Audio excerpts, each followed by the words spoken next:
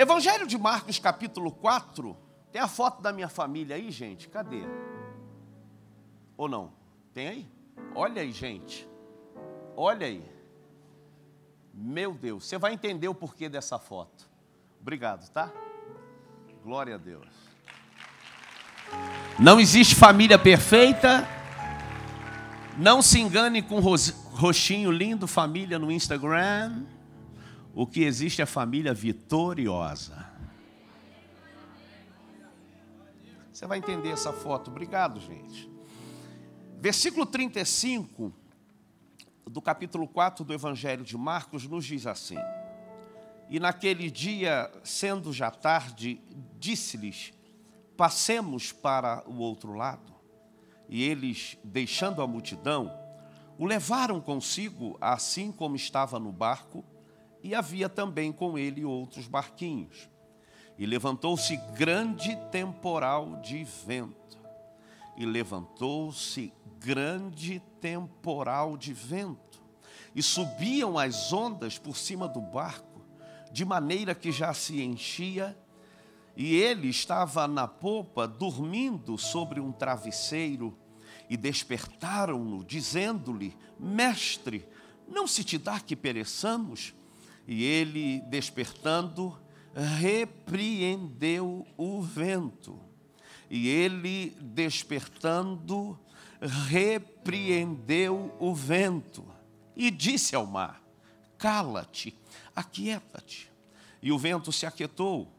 E houve grande bonança. E disse-lhes: Por que estáis tão temerosos? Como não tendes fé? E sentiram um grande temor, e diziam uns aos outros: Mas quem é este, que até o vento e o mar lhe obedecem? Permita a sua atenção ainda, capítulo 5, verso 18. E entrando ele no barco, rogava-lhe o que fora endemoniado, que o deixasse estar com ele. Jesus, porém, não lhe o permitiu, mas disse-lhe: Vai para a tua casa, para a tua família. Vai para a tua casa, para a tua família, e anuncia-lhes quão grandes coisas o Senhor te fez e como teve misericórdia de ti. E ele foi e começou a anunciar em Decápolis quão grandes coisas Jesus lhe fizera, e todos se maravilharam. Amém? Nesse mesmo espírito, curve a sua cabeça. Amigo Espírito Santo, há uma mensagem no meu coração e eu quero desaparecer a figura do eu, do homem, esvaziar-me de qualquer que seja aquilo que possa tentar roubar o que é de competência do Senhor, a glória, a honra. E me coloco na instrumentalidade para liberar sobre o povo que se chama pelo teu nome. O povo que é propriedade exclusiva do teu amor. Um povo que está debaixo do sangue do Cordeiro. Na instrumentalidade para que o amigo Espírito Santo fale a nós. E por meio da tua palavra, que é luz que dissipa as trevas, cadeias sejam quebradas aqui. Fortalezas sejam quebradas nesta noite. Haja libertação por meio da palavra. Cura por meio da palavra. Reconciliação, salvação. Restauração na vida do teu povo. Por isso honre a tua palavra, a palavra é tua. E que esta palavra que é viva e eficaz encontre um lugar devido para produzir o fruto, ou os frutos que só a tua palavra tem o poder de dar e realizar. Por isso nós te louvamos, nós te bendizemos e cremos que esta é uma noite de milagres. Se você crê, diga amém. E libere mais uma forte salva de palmas ao Senhor. Oh, glória!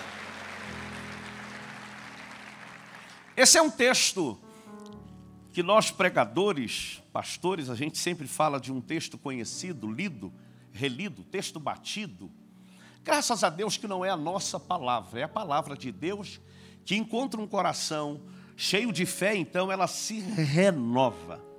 E o ato da palavra se renovar é que o Senhor vai falar conosco no mesmo texto, com situações, ou seja, a revelação do Espírito nos dando direção, caminho, como entrar, como se mover em questões da vida com a mesma palavra. É o que Paulo vai dizer na carta aos Efésios, lá no capítulo 1, que é o espírito de sabedoria e de revelação do pleno conhecimento do Senhor. O pleno conhecimento, só o Espírito Santo vai mover e vai iluminar o nosso entendimento. Esse é o poder da palavra. Dado isso, eu trabalhei nesse texto a figura sobre a construção de uma família que sai da sua terra firme, sua vida de origem, suas culturas, pessoas distintas que foram criados de maneira diferente, mas ambas, homem e mulher, saem da sua terra firme para adentrar ao projeto, a entrar no barco, e esse barco é a estrutura que mantém uma família na grande jornada da vida.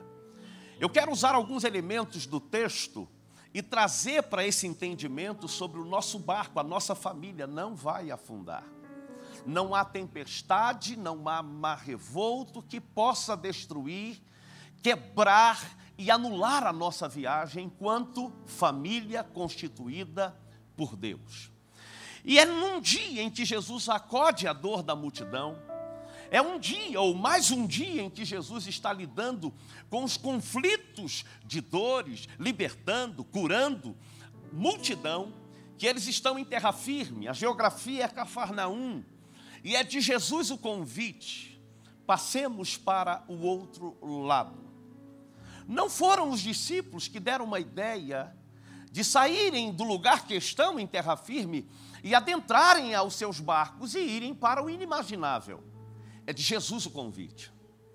E eles, no princípio de caminhada, discipulado, que é o princípio da obediência, não hesitam, não questionam, adentram ao barco e rumam para eles o lugar desconhecido.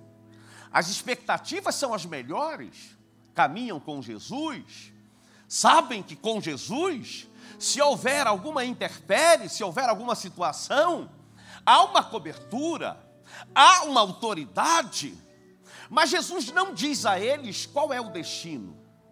Jesus não vai condicionar que a viagem seja feita quando em terra firme, ele vai dizer: estamos indo para Gadara. Quando você pega os mais diversos textos ou versões, nesta passagem você vai ler dos termos variados, mas não o destino exato. Embora Jesus saiba que essa jornada está indo para uma geografia, lá em Decápolis.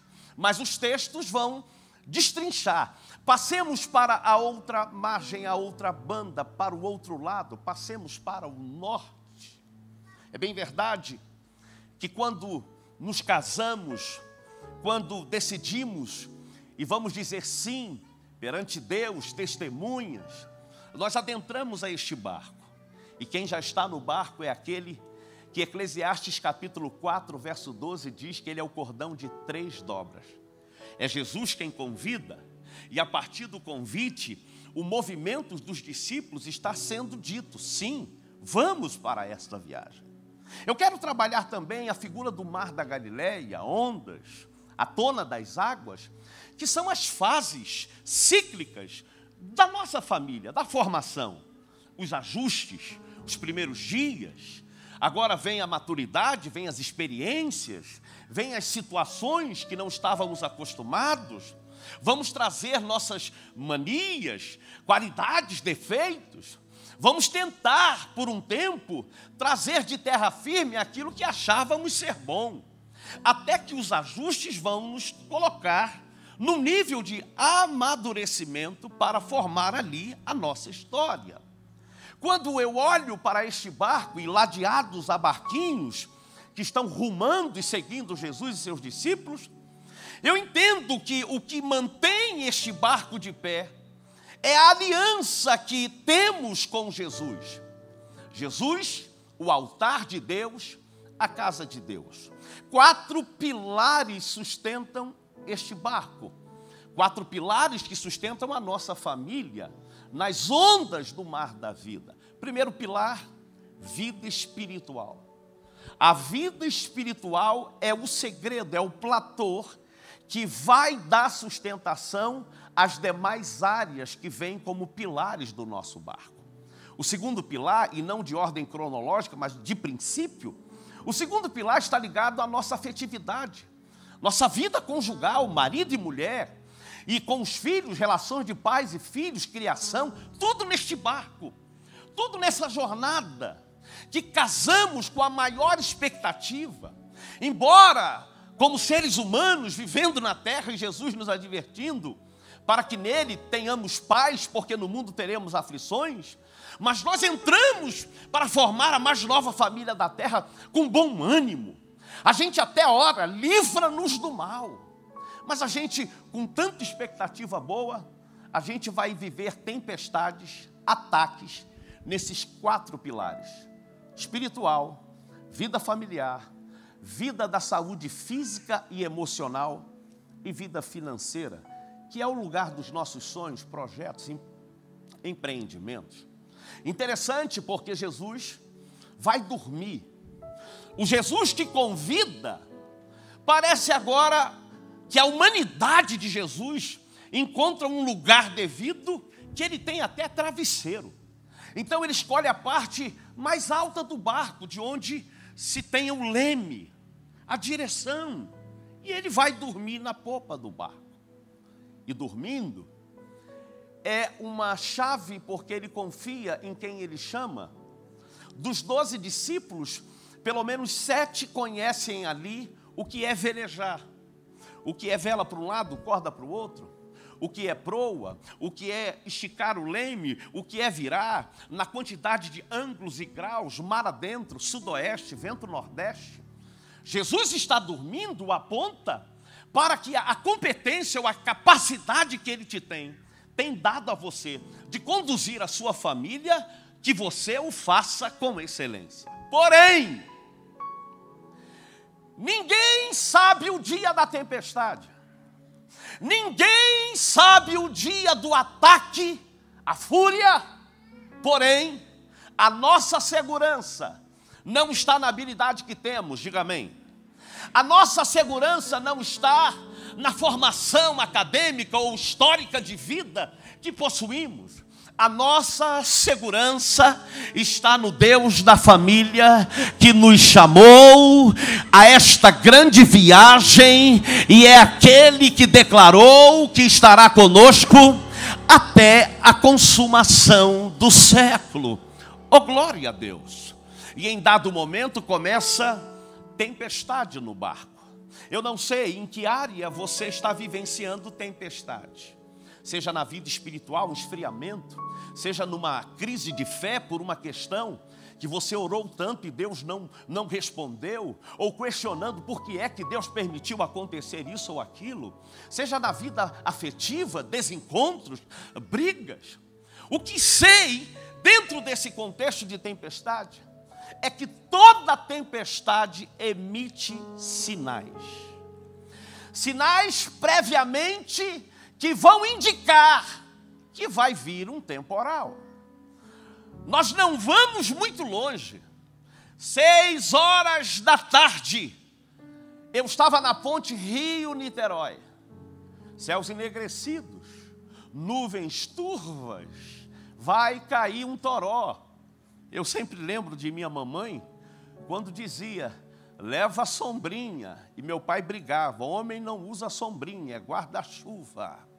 E eu lembro que minha mãe dizia, vai cair um pé d'água. Por que mamãe dizia isso? Sinais que antecedia. Trovoadas, rajadas de vento, revoadas de pássaros, vapor da terra, céus enegrecidos. Ou seja, toda tempestade emite sinais. Eu não vim falar o que o texto não nos diz hoje aqui. Mas é para a gente pensar, porque se boa parte dos discípulos são pescadores, será que eles ignoraram os sinais e chamaram para si e disseram, vamos resolver essa bagaça? O que sabemos, que o texto nos mostra, é que eles foram acordar Jesus. Alto lá. Só foram acordar Jesus quando águas do mar adentraram no barco. É bem sabido de todos nós que nenhuma tempestade tem poder de afundar barco, a não ser que por meio da tempestade águas adentrem o barco, que vai afundar até Titanic. Então eles, ao verem águas entrando, vão acordar Jesus. E a primeira lição para vencer tempestades na sua vida, seja em qualquer área que você esteja sofrendo, não espere água entrar no teu barco, porque Deus te colocou numa igreja e você pode pedir ajuda. Você tem com quem contar. Se tem algo que o inimigo trabalha lançando dardos da dúvida, é que em dias de tempestade o inimigo tenta lhe mostrar que você não tem com quem contar. E eu vim aqui da parte de Deus como profeta para lhe dizer que você tem com quem contar. Você tem uma igreja, você tem pastores. Você não é obrigado a vencer ou a lutar com essa tempestade sozinho. Ei, deixa eu te dizer algo. Parece simples, mas é algo que estremece o inferno. Quando você decide pedir ajuda ao altar, o altar vai respaldar a tua viagem. E aquilo que veio para quebrar, aquilo que veio para naufragar, vai se ver com o altar. E quando a tempestade se depara com o altar entra em ação. Oh meu Deus, tem alguém que pega essa palavra aqui hoje? Então levanta a tua mão direita e declara: na tempestade, diga, na tempestade, o altar põe tudo no seu devido lugar. Olha para três e diga: não abra mão do altar.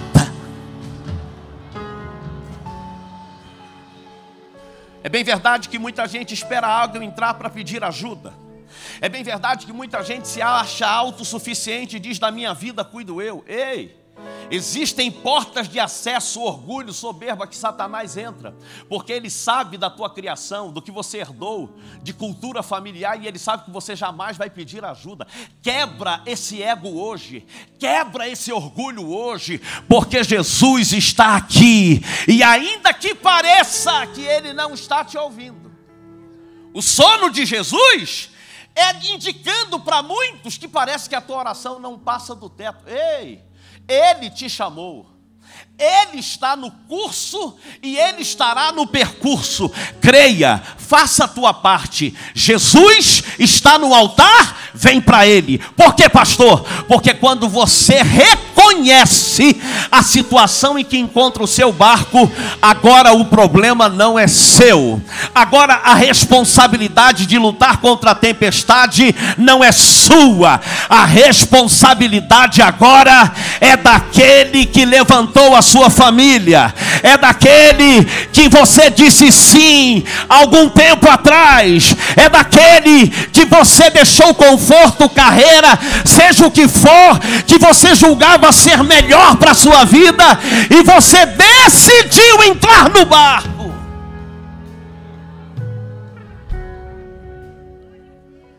Jesus, ao ser acordado, presta atenção porque o texto é claro, e repreendeu o vento. Não repreendeu o mar. Note que o texto declara que é temporal de vento. E todas as vezes no movimento, nos evangelhos de Jesus, quando a conotação da palavra repreendeu, era algo com ataques contra demônios.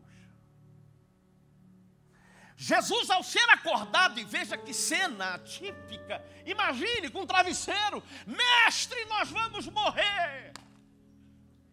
Jesus então observa discernimento com quem está lutando e vai usar cada arma, cada combate em sua linha. Para o vento, e você consegue olhar vento para repreender? Veja essa cena, Jesus no teu barco olhando e dizendo: eu já te vi, está repreendido. Na força que veio pode voltar. Não vai derrubar essa embarcação, essa viagem vai chegar no seu destino. Agora olha para as forças das águas e diz assim: acalma, como se dissesse, abaixa a bolinha. Agora Jesus no meio do barco está dizendo para eles num discipulado: vocês têm uma fé tímida, têm uma fé pequena, apática. Deixa eu te falar uma coisa, são nas batalhas espirituais do dia a dia, que no reino do Espírito, pela palavra você tem a oportunidade de ter a sua fé aumentada. Você não tem uma fé aumentada quando tudo está bem, porque tudo condiciona a viver o que está bem. Basta um temporal em alguma área da sua vida, que se você correr para a popa, o altar, para a presença, se você correr para onde tem o leme, que é a palavra de Deus, aonde tem direção, se prepare, você se torna um gigante na tempestade. O Senhor me trouxe aqui para dizer a você: não abaixe a tua cabeça, não negocie os teus princípios, na mesma proporção que essa tempestade se levantou, ela vai bater em retirada, e você seguirá com a tua casa rumo ao destino, para o propósito no qual Deus levantou você e a sua família. Deixe-me ver, tem alguém que crê nessa palavra aqui? São ataques espirituais. Agora, existem tempestades que nós vamos trazer para o nosso barco com a nossa própria mão. Sim ou não, gente? Sim ou não? Deixa eu te contar um pouco a minha história. Sou descendente de alemão. Ok? Tá pecando, né? Nascido e criado no Complexo do Alemão. Na Grota, Largo do Graciano, Largo do Bulufa, Areal. Conheço tudo. De Grota saí na Canitá, Morro dos Mineiros, Torres, Alvorada. Conheço tudo.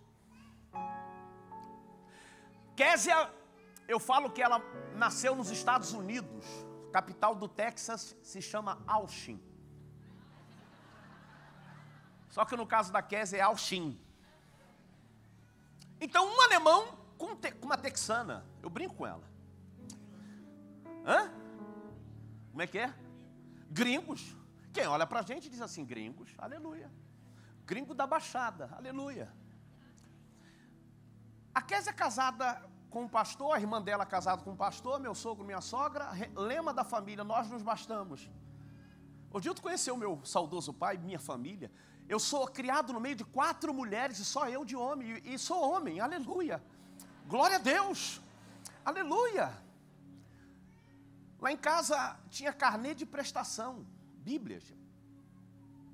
Muito. Era capaz de meu pai comprar dívida, é parcelado, a gente compra, aleluia. Casa da Késia só compra se tiver dinheiro. Se não tem dinheiro, então olha o choque de cultura. Eu criado no meio de uma casa lotada, e Késia, nós nos bastamos. Ninguém vai desarrumar o sofá, ninguém vai entrar no banheiro para dar descarga toda hora, não. Então veja os ajustes há 21 anos atrás. Glória a Deus. Terceiro mês de casamento, eu trouxe uma tempestade no meu barco, achando que eu estava resolvendo. Eu vou falar da minha história. Você tem a sua história muito mais do que a minha, mas eu preciso falar isso. Existem tempestades que não é demônio, não é capeta, é a nossa vida. Ajustes que a maturidade por meio da tempestade vai nos fazer entender. E eu lembro, porque eu fui criado com todo mimo, Pequeno Príncipe, aleluia. Bendito o fruto. Meu pai, com a visão que ele tinha, com medo de eu virar a mãozinha, porque era 4 meninas e só eu de menino, meu pai não me deixou lavar roupa, não me deixou lavar a louça. Késia, sabendo disso, já deu uma lição para os dois. Pedro faz comida, aleluia. Azaf limpa a casa, um negócio sério. Eu fico olhando para eles assim, eu falo: Jesus, aleluia. Interessante isso, porque trouxe no início do casamento um problema. Mas deixa eu te contar esse testemunho forte que eu trouxe para o meu barco. Terceiro mês de casamento, pastoreando aqui na Zona Sul de Engenheiro Pedreira, pastor recém, empossado, uma linda igreja, e eu fui dar uma aula para a Késia de como lavar roupa e passar roupa. E sabe quem eu trouxe para a conversa? Mamãe. Falei: amor, com muita sabedoria.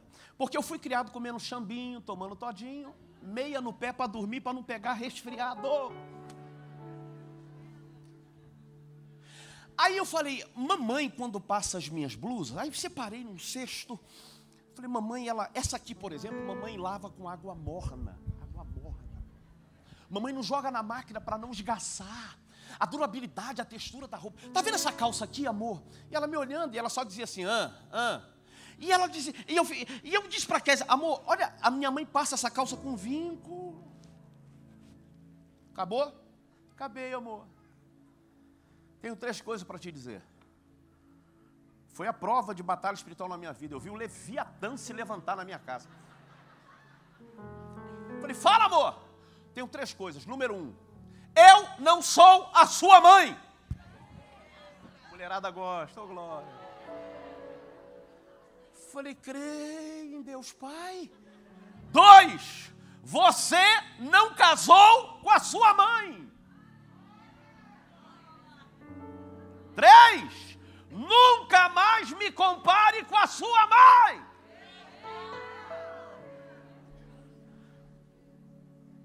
E na minha frente fez um ato profético. Abriu a tampa da máquina e depois da aula que eu dei, uma por uma,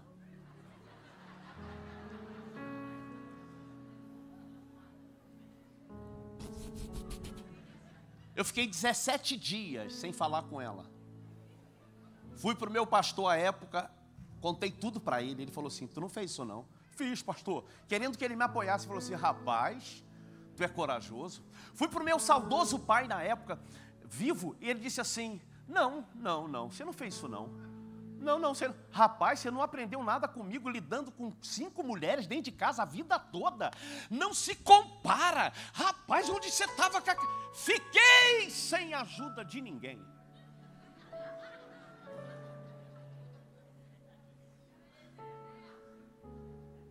Meu pai me chamou de burro, tá? Você é burro, cara. Você não aprendeu nada comigo. Não se contraria, não se compara. Você sabe passar roupa? Não. Você sabe lavar roupa? Não. Quem é você para exigir? E até hoje é brincadeira. Minha mãe tem a Kézia como... Saímos de casa, minha mãe estava lá. Está lá. Filha. Mas qual é a grande lição que eu tiro no início do meu matrimônio? Que existem tempestades que não é diabo, não é demônio. Existem tempestades... É a gente não querer abrir mão das nossas herdades da casa de mamãe e de papai. Cristalizar a nossa família de origem e renegar a família que Deus nos deu para constituir. Não renegue a sua família. Não compare. Eu fiquei 17 dias sem falar, recém-casado. Perdi 17 dias de solove. Agora, existem tempestades que você não pediu para passar, você nem pensava, você nem imaginava. E são essas tempestades que você vai, não é acordar Jesus, você não vai abrir mão de estar com Ele. Qual, pastor? A tempestade que assolou a área da saúde na minha casa. Já era indo para o 3º ano de casamento, ou melhor, 5º ano melhor, 5º. Pedro ia fazer 3 anos, meu primogênito. Acabou um culto de campanha que nós realizávamos ali em Engenheiro Pedreira, e eu fui comprar um cachorro quente que o Pedro gostava, numa prova, um cachorro quente para 2, amém ou não? Nesse dia, Kézia não pôde ir, e eu coloquei o Pedro aqui nos ombros, estávamos vendo o jogo do Flamengo, enquanto o cachorro quente ficava pronto. Daqui a pouco, o queixo do Pedro bateu na minha cabeça, numa força, que eu chamo Pedro, ele não diz nada. O corpo vem para o meu ombro, eu sinto a pulsada do coração aceleradíssimo, e eu chamo por 2 vezes, Pedro, Pedro! E eu tiro! E este menino, que o Senhor me deu por promessa, de dizer, eu vou restituir tua honra, meu filho. Esse menino começou então roxo, espumando, os olhos esbugalhados, pupila dilatada, tudo branco. Tentando responder, e ele caindo, e eu sacudindo Pedro. Em dado momento, Senhor, não deixa meu filho morrer. Fomos para a UPA da cidade, os primeiros socorros. Eu lembro dessa cena. Chegando na sala vermelha, o médico disse: pai, aqui é com a gente. Liguei para a Késia chegou imediato, e na ambulância estávamos indo da SAMU para Nova Iguaçu, porque a cidade não tinha recursos para isso. 48 horas depois, eu estou diante de uma neuropediatra e uma junta de 3 neuros na área, porque fecharam um laudo. E com muita dificuldade, porque eu estava chorando, depois de Pedro passar por exames de 2 horas de fio na cabeça, ela vem dizer assim, aquela doutora: o seu filho sofre de uma doença. E se o senhor mora em apartamento, e foi dando primeiro todas as precauções. Não vai poder praticar esporte, não vai poder fazer isso, não vai poder ser uma criança saudável, porque o seu filho sofre de disritmia cerebral aguda. Eu com a Késia comecei a chorar, e ela me entrega o laudo e me entrega depois toda a ação medicamentosa, porque tinha que começar de imediato 70 gotas de Gardernal por dia. Eu vi uma tempestade avassaladora entrar no meu barco, e eu lembro que eu levantei chorando, e saiu da minha boca, eu disse: eu rejeito esse laudo, em nome de Jesus. Foi uma palavra profética. E por 2 anos e meio foi o meu calvário, tendo recebido de pessoas testemunhos que Deus curou através da nossa oração, pessoas que foram libertas, e dentro do meu barco, eu vendo meu filho tomando 70 gotas de Gardernal por dia, e começou um processo de dislexia no meio dos coleguinhas, no maternal, e começou a ter processos terríveis de cognição, e aquilo era uma vergonha. Eu subi monte, eu fiz jejum, e nada, até que um dia eu entrei em crise de fé, entrei em crise, em espiral de fé, e comecei a ter uma vida de automático. Eu lembro que eu fui para uma conferência de libertação financeira, e aquele pastor mostrou na Bíblia sobre o poder de uma semente e o destino que você dá a uma semente. Interessante que Jesus nunca saiu do nosso barco. Aleluia. Não pula do teu barco. Não arrume pretexto para dizer eu era feliz e não sabia. Pare de dizer que essa tempestade é por causa do teu casamento, porque você tinha uma carreira, porque você tem uma família, porque você tem para onde ir. Existem pessoas que elas vivem ameaçando, achando que pular do barco vai vencer a tempestade. O que vence a tempestade é entender o tempo e a ação que Jesus entrará nesta causa. Alguém pode dizer: eu sei nadar, eu vou embora. O que é nadar nesse contexto? Tenho dinheiro, tenho profissão, tenho para onde ir. Deixa eu te falar uma coisa: você sabe nadar? Quem anda sobre as águas decidiu ficar contigo na tempestade. Quem anda sobre as águas, o nome dele é Jesus, está contigo nessa tempestade. Aguenta firme, aguente firme, porque aquele que não tosqueneja, ele é o guarda de Sião, que não dormita. Ele se levantará, haverá bonança. Haverá o que, igreja? E eu lembro que depois daquela conferência, eu assinei um cheque e uma oferta que eu nunca havia dado em toda a minha vida. E diante do altar, pastor Odilton, meu amigo, eu entreguei aquela oferta e escrito no verso de um bilhete: a cura do Pedro. 6 meses se passaram, eu lembro da oferta, falo para Késia, marco e vou na médica que deu o laudo, a médica expulsa eu e Késia. Chama a gente de irresponsável, insistimos. O plano designou uma outra médica neuropediatra e ela pede o exame. E ao pedir o exame ela vê e sai da boca dela essa expressão: Aleluia. E eu falei assim, piorou, doutora? Não, é positivo, mas eu não quero quebrar a ética. Leva para a sua médica. Eu falei, doutora, ela expulsou a gente. Liga para ela.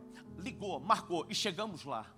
Quando ela pega o laudo de um exame chato, hoje, eu estou falando de 17 anos atrás, hoje melhorou muito, mas naquele tempo, e quando ela olha e ela começa a chamar o chefe da neuropediatria.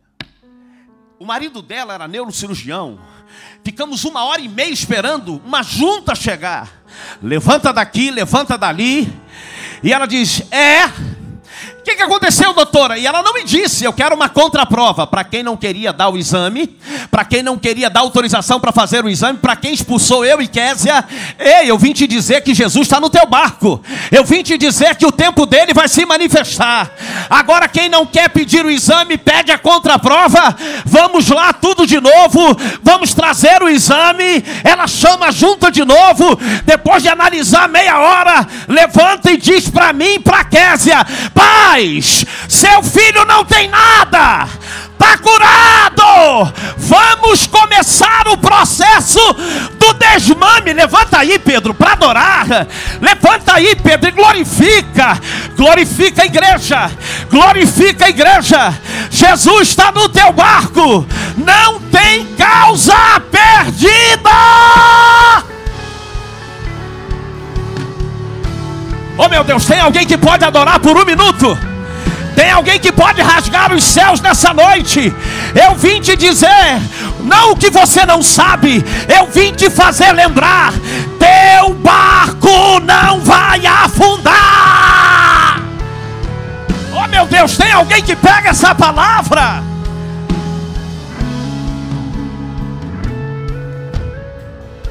Fique de pé. Abra tua boca, glorifica o Santo de Israel. Não tem diabo, não tem demônio, não tem trabalho, não tem praga jogada, não tem tempestade adversa. Vai ter virada. Essa tempestade vai se chamar bonança. O que é bonança? Vento calmo. O que veio para tirar o teu barco do propósito, agora é vento calmo que vai te empurrar a cumprir o propósito. O que veio para quebrar no meio, Jesus se levantou, agora é bonança. O que é bonança, pastor? Tempo de calmaria. Diga para 3 pessoas, está chegando um tempo de calmaria. Está chegando um tempo de riso. Fala para ele, meu Deus. Fala para ele, chega de choro. Chega de recaídas. Se você puder, faça assim comigo, vento calmo.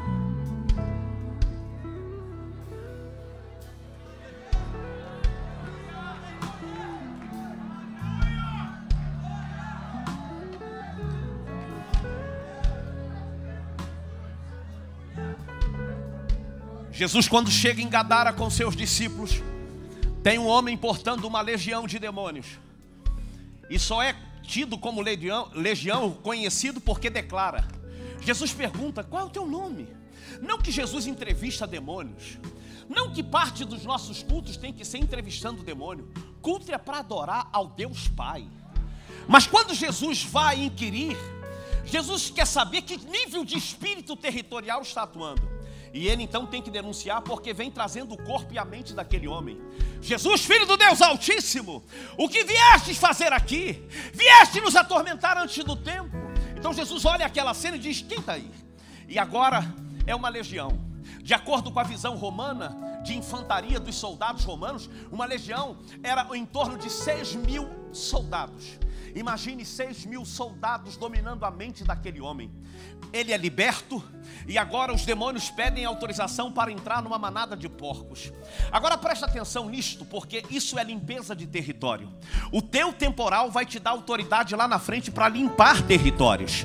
O temporal que você está vivendo te dará um nível de fé e de autoridade que, ao você colocar a planta dos teus pés, vai bater em retirada espírito de confusão, adultério, toda sorte de ataque contra o teu barco. Quem recebe essa palavra, dá um brado de glória a Deus. Aquele homem era governado por uma legião de demônios que o levavam entre sepulcros e montanhas. São os mesmos demônios que agora adentram nos porcos e não levam os porcos para sepulcros e montanhas. Agora levam os porcos para se precipitarem no mar. Por que não leva para o esconderijo onde atormentou a vida do gadareno? Porque agora é limpeza. O rio ou o mar é jurisdição demográfica, é portal, é entrada da cidade. Agora eles estão ali porque os porcos vão morrer e os demônios estão olhando. Se a cidade receber, nós temos que bater em retirada. Mas se a cidade não receber, temos legalidade para voltar. E o que vai acontecer? A cidade não recebe. A cidade fica olhando o prejuízo dos porcos. E a cidade pede que Jesus saia dos seus termos. Aquele homem que foi liberto em sã consciência, ele agora vai se tornar discípulo de Jesus. Ele não é como a cidade, ele é grato e ele agora quer seguir as pisadas do mestre. E ao ver a atitude deles, Jesus então diz para ele o que é a vitória da tempestade que eles vivenciaram. Jesus diz assim: volta para a tua família, volta para a tua casa, volta para os teus. A cidade rejeita e Jesus está cuidando de um pai de família. A cidade rejeita e Jesus está devolvendo um marido. Tem alguém que me ouve aqui? Você não precisa da aprovação da cidade. Você precisa entender que a obra de Deus vai começar em você. Se você abrir o teu coração, esse barco não afunda. Esse barco não afunda. Oh meu Deus, tem alguém que pega essa palavra? Dê um brado de glória a Deus.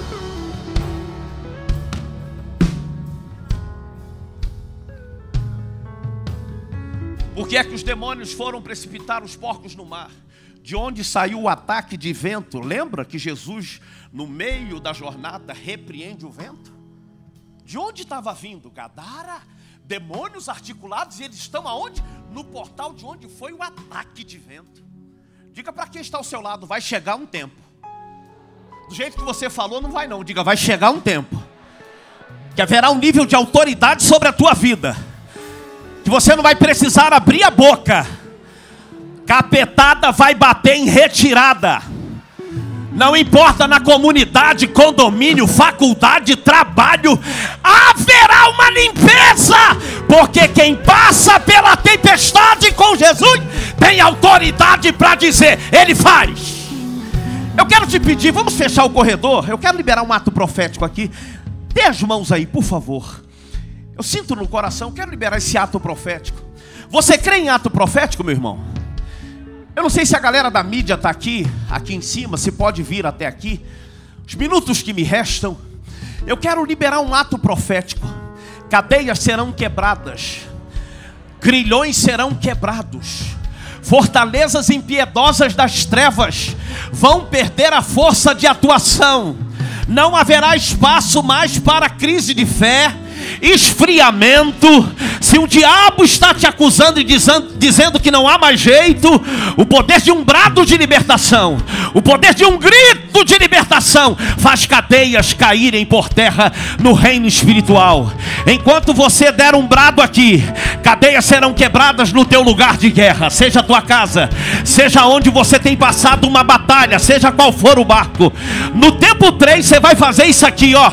Eu vou pedir a minha amada da batera, porque ela vai estridente, ela vai trabalhar sobre os céus. Quando eu contar até 3, você vai levantar a mão do teu irmão e vai fazer isso aqui, ó. Ah! Amém? Amém? Eu conto 1, eu conto 2. O poder de um grito de libertação. Chega de tormento, chega de noite mal dormidas. Eu sou profeta de Deus nessa noite para a tua vida. Como diz o meu pastor Leandro Silva, eu conto 2,5, se prepare. Eu conto 3. Dê o teu braço.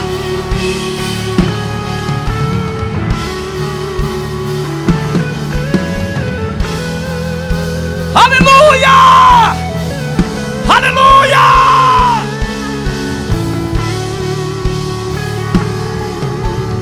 Aleluia! Diga bem forte, igreja, está feito. Está pronto. Diga bonança.